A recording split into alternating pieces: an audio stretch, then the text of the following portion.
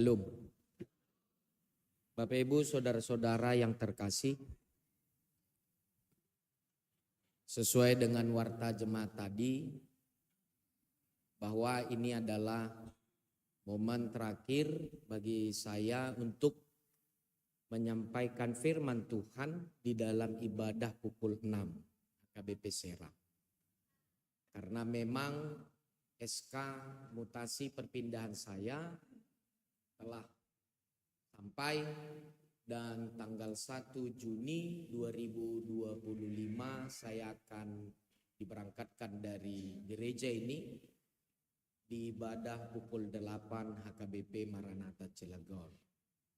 Dan tanggal 8 Juni akan dikukuhkan menjadi sekretaris distrik 14 Tebing Tinggi. Jadi Bapak Ibu saudara-saudara, terima kasih karena telah mau mendengarkan firman dan pelayanan selama 2 tahun 8 bulan di HKBP Maranatha, terutama di Resos Serang ini. Dan memang sungguh sangat berbahagia bisa menjadi bagian HKBP Resos Serang. Dan jika ada kekurangan, itak nina tolak do pulau kami Mangina. Tuhan memberkati kita semua. Tuhan juga yang melindungi kita dan Tuhan yang menyertai kita. Jika ada kesempatan lain kali bisa saja kita akan ketemu kembali, Bapak Ibu saudara-saudara. Demikian sepatah dua patah kata dari saya supaya pemberitahuan bagi kita sekalian. Firman Tuhan yang mau menjadi pedoman di dalam hidup tertulis di dalam buku Yeremia pasal 29 ayat 7 sampai ayat 14. Kita perhatikan Alkitab kita, saya akan bacakan bagi kita. Demikian dikatakan. Usahakanlah kesejahteraan kota kemana kamu aku buang. Dan berdoalah untuk kota itu kepada Tuhan, sebab kesejahteraannya adalah kesejahteraanmu. Sungguh beginilah firman Tuhan semesta alam Allah Israel. Janganlah kamu diperdaya oleh nabi-nabimu yang ada di tengah-tengahmu dan oleh juru-juru tenungmu. Dan janganlah kamu dengarkan mimpi-mimpi yang mereka mimpikan. Sebab mereka bernubuat palsu kepadamu demi namaku. Aku tidak mengutus mereka, demikianlah firman Tuhan. Sebab beginilah firman Tuhan, apabila telah genap 70 tahun bagi Babel, barulah aku memperhatikan kamu. Aku akan menepati janjiku itu kepadamu dengan mengembalikan kamu ke tempat ini. Sebab aku ini mengetahui rancangan-rancangan apa yang ada padaku mengenai kamu. Demikianlah firman Tuhan, yaitu rancangan damai sejahtera dan bukan rancangan kecelakaan, untuk memberikan kepadamu hari depan yang penuh harapan. Dan apabila kamu berseru dan datang untuk berdoa kepadaku, maka aku akan mendengarkan kamu. Apabila kamu mencari aku, kamu akan menemukan aku. Apabila kamu menanyakan aku dengan segenap hati, aku akan memberi kamu menemukan aku. Demikianlah firman Tuhan, dan aku akan memulihkan keadaanmu dan akan mengumpulkan kamu dari antara segala bangsa dan dari segala tempat kemana kamu telah kucerai beraikan. Demikianlah firman Tuhan, dan aku akan mengembalikan kamu ke tempat yang dari mana aku telah membuang kamu. Demikian pembacaan firman Tuhan. Bapak Ibu saudara-saudara yang terkasih, kita pasti setuju bahwa tidak ada seorang pun dari antara kita yang tidak pernah mengalami penderitaan atau mengalami kesulitan. Karena itu yang harus kita pikirkan sekarang bukan bagaimana permasalahan itu datang. Mengapa permasalahan itu bisa terjadi? Tetapi yang harus dipikirkan adalah bagaimana kita harus menyikapi kesulitan itu. Nah, nats ini, firman Tuhan hari ini memberikan kita pegangan. Yang pertama begini. Di segala situasi, terutama di dalam penderitaan, kita harus mau taat pada rancangan Tuhan. Kita juga harus mau sabar menunggu waktu Tuhan. Jelas dikatakan di ayat 4 dan ayat 7 nas ini bahwa Tuhan membawa mereka ke pembuangan itu karena memang Tuhan punya rancangan atau rencana yang indah bagi mereka. Ini bangsa bandel. Walaupun mereka bangsa pilihan Tuhan dan merasa megah dan mereka merasa ada kesombongan dan Tuhan tidak ingin melihat hal itu, Tuhan buang mereka ke Babel. Dengan dasar supaya mereka bertobat. Dengan dasar supaya mereka kembali ke jalan Tuhan. Dan memang mereka tidak hidup di dalam dosa lagi. Sehingga ketika bila hidup bahagia dan Tuhan akan berjanji kepada mereka, Tuhan akan memberikan dan membawakan mereka kembali. Kita sudah baca itu. 70 tahun lamanya mereka di Babel. Dan setelah 70 tahun saya akan membawamu kembali ke tanah Israel.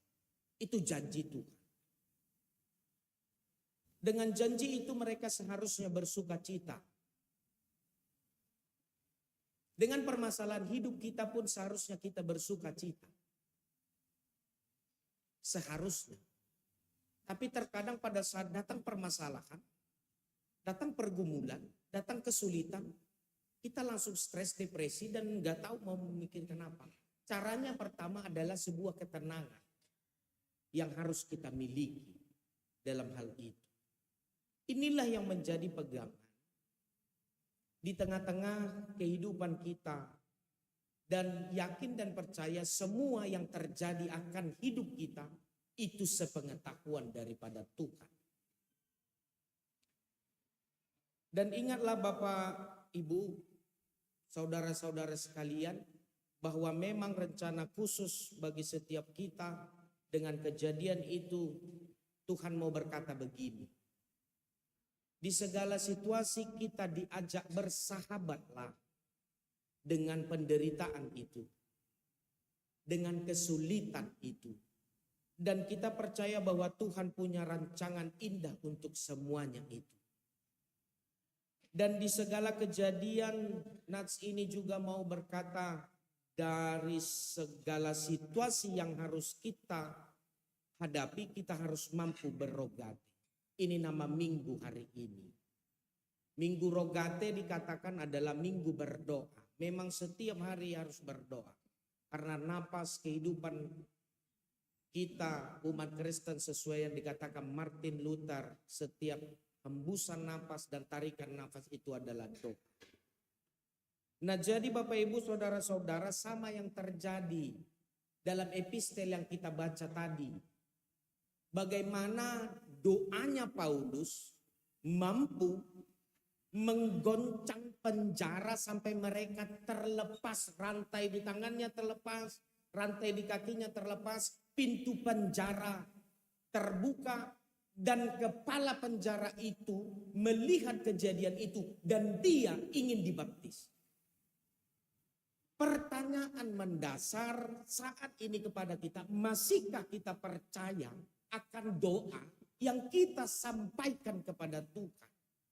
Karena pada saat kita selesai berdoa, kita katakan amin, itu artinya Tuhan dengar doaku dan Tuhan memberikan apa yang kita doakan. Nah, jadi saat ini Bapak Ibu, pada saat kita mengatakan amin, jangan pernah ragukan lagi doamu.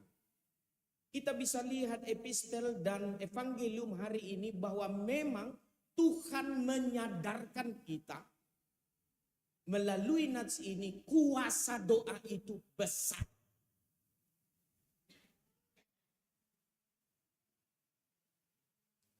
Yang kedua, bila kita sedang mengalami kesulitan, janganlah asik bersungut-sungut. Janganlah asik menyalahkan keadaan dan mencari kambing hitam.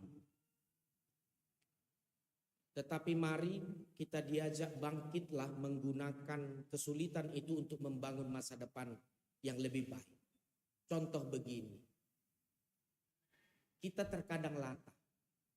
Jatuh anak dari meja, nangis, mejanya yang dipukul, bukan kita yang menyadarkan diri. Iya kan? Jangan. Nah, bayangkan. Itu cikal bakal mencari kesalahan. Itu cikal bakal mencari kambing hitam. Karena apa? Setiap dasar kita manusia tidak pernah mau disalahkan. Akan apapun. Nah itu, padahal karena kelalaian kita anak bisa jatuh dari tempat tidur atau apapun segala macam. Tapi kita lihat, mana yang jahat? Sakit boru, sakit anak. Tok. Kan gitu. Itu kan. Sadar atau tidak sadar kita lakukan itu. Dan itu adalah cikal bakal. Kalau masih ada orang tua yang melakukan seperti itu, bertobatlah. Iya Bapak Ibu. Itu hal sepele, hal kecil. Tapi dampaknya itu lebih besar di tengah-tengah kehidupan kita. Makanya pada saat kita bergaul, pada saat ada yang salah di situ, langsung, tidak. Kita langsung counter diri kita, tidak. Jangan kau salahkan saya. Itu. Nah jadi pada saat ini, nats ini juga perlu menjadi perenungan bagi kita bahwa setiap permasalahan, setiap pergumulan, setiap penderitaan itu memang harus menjadi bagaimana kita untuk bangkit ke depan. Untuk membangun hidup yang lebih sejahtera. Itu jelas dikatakan di ayat 5 dan ayat 6 sebelum nats ini. Jadi jangan larut berserah pada nasib. Lalu asik menangis dan menyesali masa lalu. Tetapi nats ini mau mengajak kita semua orang yang percaya kepada Kristus, mari proaktif menggunakan segala keadaan, terutama menggunakan keadaan sulit itu untuk membangun kesejahteraan. Itulah karakter orang percaya yang selalu berpengharapan, yang mampu menggunakan kesulitan itu untuk menjadi kesempatan, menggunakan kegagalan itu menjadi pelajaran dan meraih keberhasilan. Ada orang bijak mengatakan begini, kekecewaan atau kesulitan sering diizinkan Tuhan agar manusia biasa dapat berproses menjadi manusia yang luar biasa.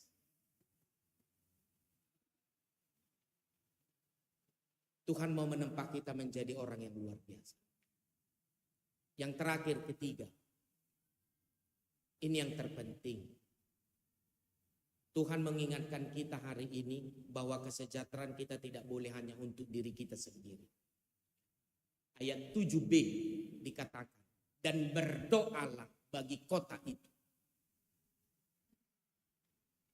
Nats hari ini sama seperti kepada Israel, bila mereka sudah sejahtera dan Tuhan bolehkan mereka ke Babel, mereka tidak boleh makan sendiri.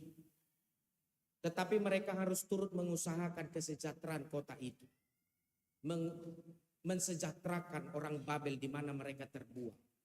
Jadi bangsa Babel harus merasakan kesejahteraan dan merasakan kegembiraan yang diberikan oleh orang Israel itu.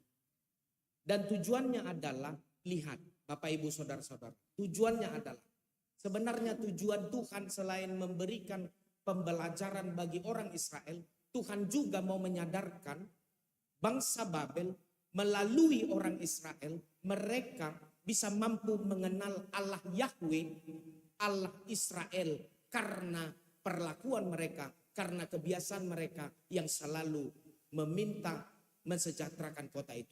Jadi tujuan Tuhan adalah agar setiap orang Babel yang tidak mengenal Allah Israel itu jadi mengenal Allah Israel. Sama seperti kita.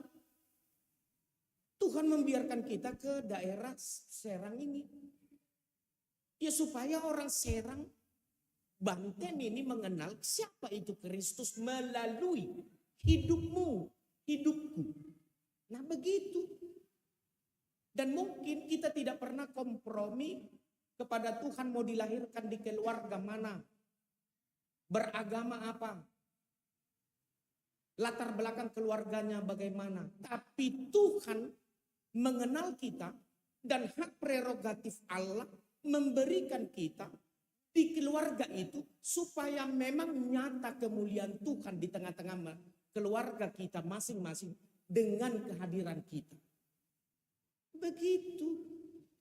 Nah jadi Tuhan bukan hanya semata-mata mau menghukum bangsa Israel saja. Tapi Tuhan mau menunjukkan ini loh bangsaku, ini loh anakku, ini loh bangsa yang saya pilih. Supaya mereka membawa pembaharuan bagi orang-orang Babel. Nah jadi saat ini Bapak Ibu Saudara-saudara jangan pernah lihat permasalahan dalam hidupmu dari satu sisi. Sama seperti seorang ibu yang menyulam kalau dari sisi bawah kita lihat. Sungguh sangat rudut bonangnai. Iya kan? Tapi kalau kita lihat dari sisi yang lain, sungguh sangat indah. Adong dokan na jolo sulaman na di tonga bagas takat. Ima, coba lihat dari belakang. Begitu kacaunya itu benang. Tapi coba lihat dari depan, sungguh sangat indah.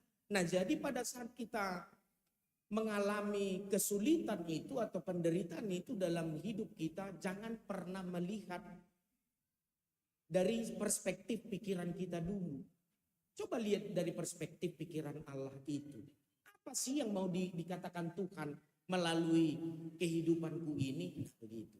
Nah jadi Bapak Ibu Saudara-saudara, yang terakhir kita harus menjadi umat Tuhan yang memang inklusif, terbuka, bukan introvert.